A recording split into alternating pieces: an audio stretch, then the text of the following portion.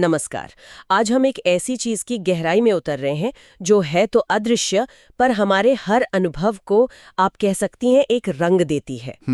वो है हमारा नजरिया, मतलब दृष्टिकोण। बिल्कुल।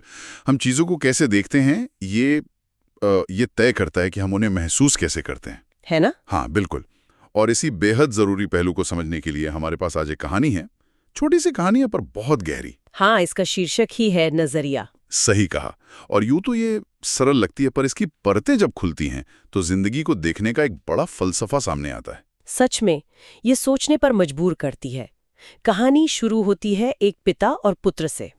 वो गांव से शहर जा रहे हैं और रास्ते में उनकी नजर पड़ती है कुछ मजदूरों पर। हाँ, जो कड़ी धूप में हैं और बहुत मेहनत से भारी ईंटें उठा रहे हैं। बिल्कुल।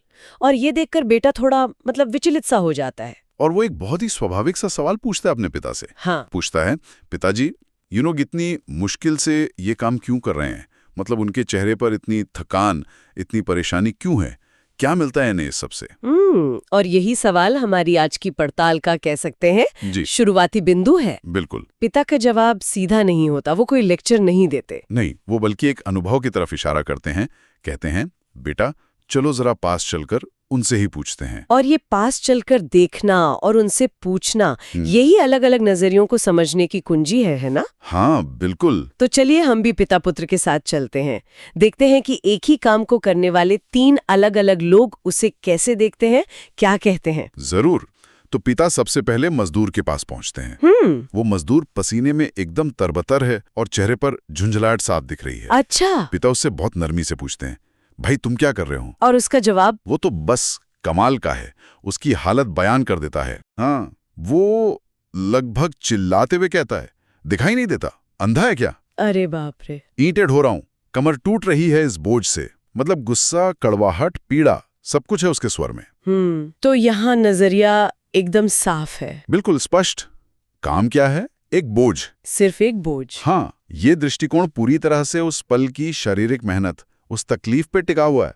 इसमें कोई भविष्य नहीं है, कोई बड़ा मकसद नहीं जुड़ा। बस एक अंतहीन, थका देने वाली क्रिया। सही, जिसे शायद वो मजबूरी में कर रहा है। तो इस नजरिए का असर क्या होता होगा? मतलब क्या ये सिर्फ उसकी भावना है या इसका उसके काम पर, उसकी पूरी जिंदगी पर भी गहरा असर पड़ता होगा? यकीनन गहरा असर पड़ता है। देखिए, जब काम को सिर्फ बोझ समझा जाता है तो वो सचमुच बोझ बन जाता है। सही बात है। ये नजरिया व्यक्ति की ऊर्जा को जैसे सोख लेता है, उसे एक नेगेटिव साइकिल में फंसा देता है। अच्छा। वो समाधान के बजाय हमेशा समस्याओं पर ही ध्यान देता रहता है। प्रेरणा, वो तो बिल्कुल शून्य के करीब होती है, और संतुष्टि की तो बात ही छोड़ दीजिए। और दिलचस्प बात यह है कि बाहरी हालात चाहे जैसे भी हों, हाँ, ये नजरिया उन्हें और भी भारी बना देता है।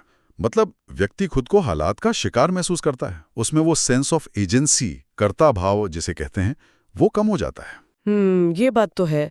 ये नजरिया तो एक तरह से खुद को ही बांध देता है। बिल्कुल। चलिए अब दूसरे मजदूर के पास चलते हैं। पिता उससे भी वही सवाल करते हैं, तुम क्या कर रहे हो? हाँ, अब ये मजदूर भी थका हुआ है, इसमें कोई शक नहीं। पर उसके जवाब में पहले वाले जैसा वो गुस्सा, वो कड़वाहट नहीं है। अच्छा, तो वो क्या कहता है? वो एक गहरी सांस लेता है और थोड़ी धीमी आवाज में कहता है, मैं अपने परिवार का पेट पाल रहा हूँ, रोजी रोटी कमानी है।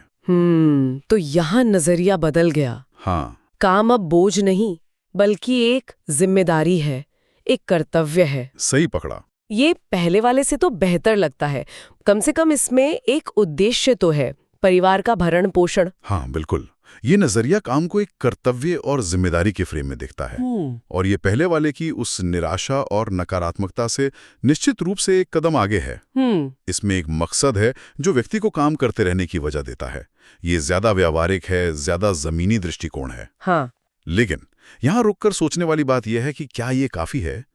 ये नजरिया व्यक्ति को काम से जोड़ता तो है, पर क्या ये उसे प्रेरित करता है? शायद नहीं।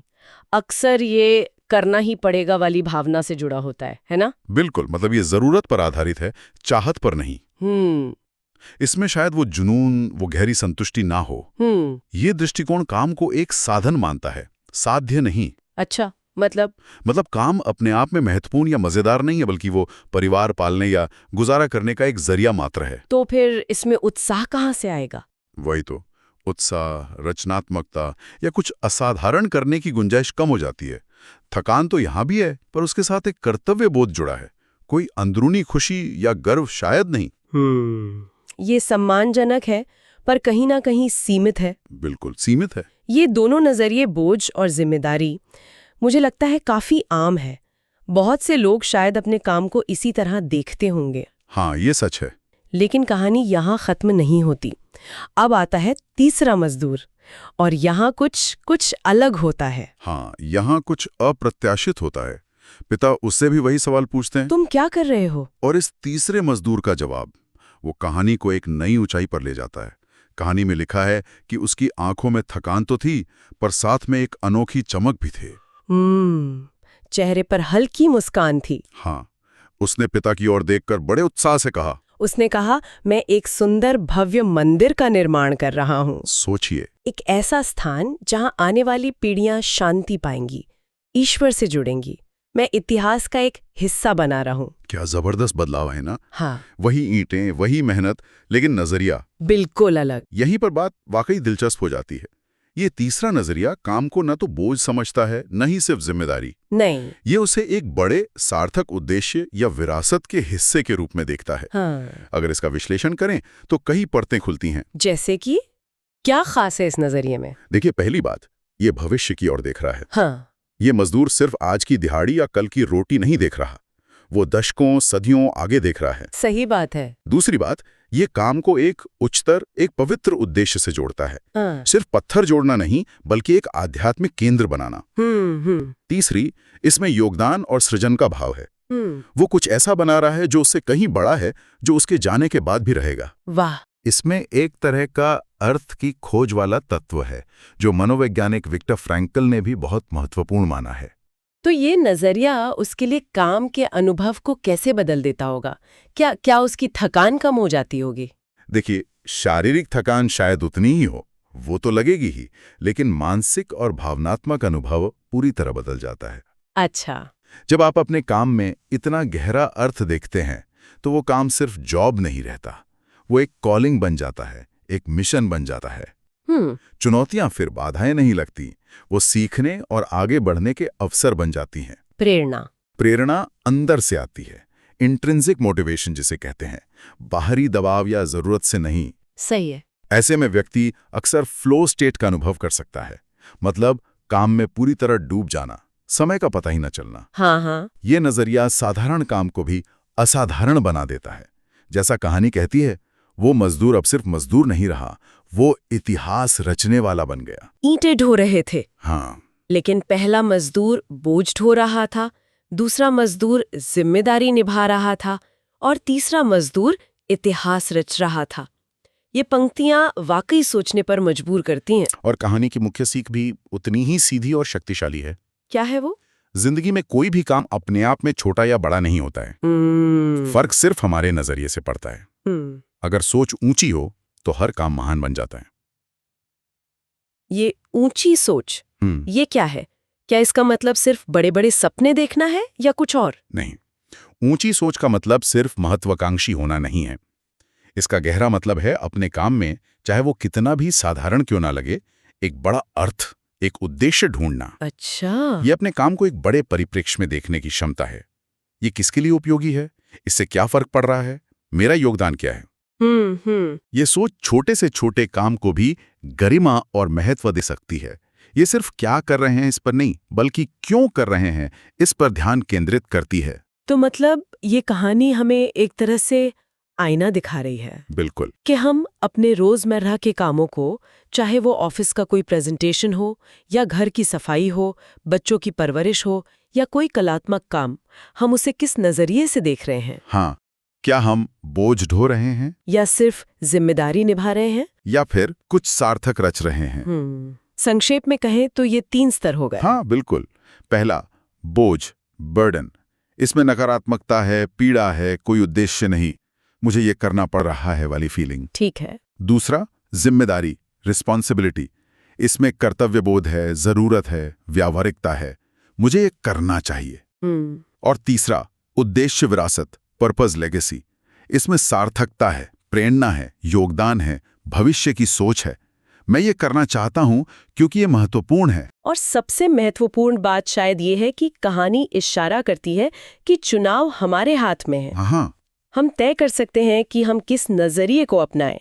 लेकिन क्या ये वाकई इतना आसान है? असल जिंदगी में परिस्थितियां अक्सर बहुत मुश्किल होती हैं। हाँ। क्या हमेशा तीसरे मजदूर की तरह सोचना संभव है? ये एक बहुत ही जरूरी सवाल है, और यही कहानी की सीख को यथार्थ के धरातल पर लाना जरूरी हो जाता है। हाँ। निश्चित रूप से ये हमेशा आसान नहीं होता, बिल्कुल नहीं। कई बार वास्तविक कठिनाइयां होती हैं, आर्थिक, स्वास्थ्य संबंधी, सामाजिक दबाव, ये सब हमें पहले या दूसरे नजरिए में धकेल सकती हैं। सही बात है। जब रोज की रोटी का संघर्ष ही सबसे बड़ा हो तो ऊंची सोच या विरासत की बातें शायद थोड़ी बेमानी लग सकती हैं। तो फिर इस तीसरे नजरिए की क्या अहमियत है, खासकर मुश्किल हालात में? कहीं एक तरह की टॉक्सिक पॉजिटिविटी तो नहीं कि सब अच्छा सोचो भले ही हालात बहुत खराब हो? नहीं, ये उससे अलग है। देखिए, तीसरा नजरिया यथार्थ को नकारने की बात नहीं करता। अच्छा। ये मुश्किलों को स्वीकार करते हुए भी उनमें कोई अर्थ ढूंढने या अपने नियंत्रण के दायरे में जो भी संभव हो सकारात्मक कदम उठाने की बात करता है। विक्टर फ्रैंकल ने, जिन्होंने यातना शिविरों में भयानक कष्ट झेले थे, उन्होंने कहा था कि बाहरी परिस्थितियां चाहे छीन ली जाएं, पर अपना आंतरिक दृष्टिकोण चुनने की आजादी हमेशा रहती है। हाँ, ये मैंने पढ़ा है। तीसरा नजरिया उसी आंतरिक आजादी का प्रतीक है। ये मुश्किल हालात में भी उम्मीद और उद्देश्य बनाए रखने में मदद कर सकता है। ये छोटे से छोटे काम में भी गरिमा खोजने की कला है। और वो कौन सी बाधाएं हो सकती हैं जो हमें इस तीसरे ज्यादा सकारात्मक नजरिए को अपनाने से रोकती हैं?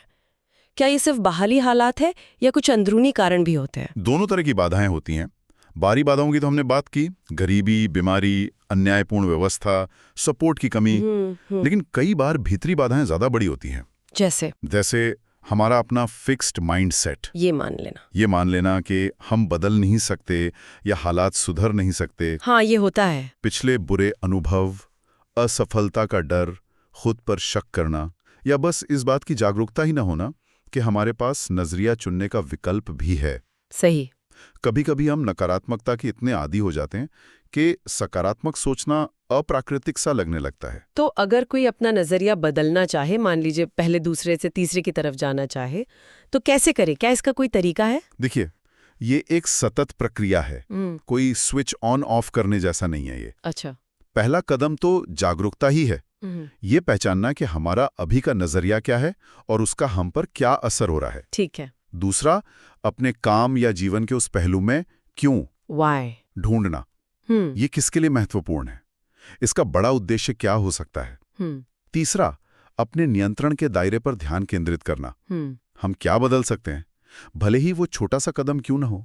हाँ, ये जरूरी है। चौथा, कृतज्ञता यानी ग्रैटिट्यूड का अभ्यास करना, जो अच्छा है उस पर ध्यान देना। और पांचवां, शायद सबसे महत्वपूर्ण, आत्मकरुणा रखना, सेल्फ कंपैशन। बदलाव में समय लगता है और हर दिन तीसरे मजदूर जैसा महसूस करना संभव नहीं है, तो खुद के प्रति थोड़ा नरम रहना भी जरूरी है। ये बहुत ही व्यावहारिक बातें हैं। तो कुल मिलाकर ये सरल सी कहानी हमें न केवल नजरिए की ताकत दिखाती है, बल्कि ये भी सोचने पर मजबूर करती है कि हम इस ताकत का इस्तेमाल कैसे कर सकते हैं, किन बाधाओं का सामना कर सकते हैं और कैसे धीरे धीरे अपने अनुभव को बेहतर बना सकते हैं। बिल्कुल, ये कहानी एक बीज की तरह है। ये हमारे मन में एक विचार बोती है कि हम अपने जीवन के निर्माता हैं, सिर्फ परिस्थितियों के शिकार नहीं। हम जो भी कर रहे हैं उसमें अर्थ ढूंढने की संभावना हमेशा मौजूद है। तो अंत में विचार करने के लिए एक बात ये रह जाती है कि हमारी अपनी रोजमर्रा की जिंदगी में वो कौन से छोटे छोटे कार्य हैं जिन्हें हम अक्सर बोझ या सिर्फ जिम्मेदारी समझकर करते हैं। हाँ, ये सोचने वाली बात है। क्या उनमें भी किसी गहरे अर्थ या उद्देश्य की एक किरण खोजी जा सकती है जो शायद उस अनुभव को पूरी तरह बदल दे? हो सकता है। शायद ईंटें उठाते हुए भी मन में मंदिर बनाने का ख्याल लाया जा सकता है। बिल्कुल, यही सवाल हमें अपने नजरियों को जांचने और शायद उन्हें बदलने के लिए प्रेरित कर सकता है। नजरिया वो खिड़की है जिससे हम दुनिया देखते हैं, और उस खिड़की को साफ रखना या उसका एंगल बदलना काफी हद तक हमारे अपने हाथ में है।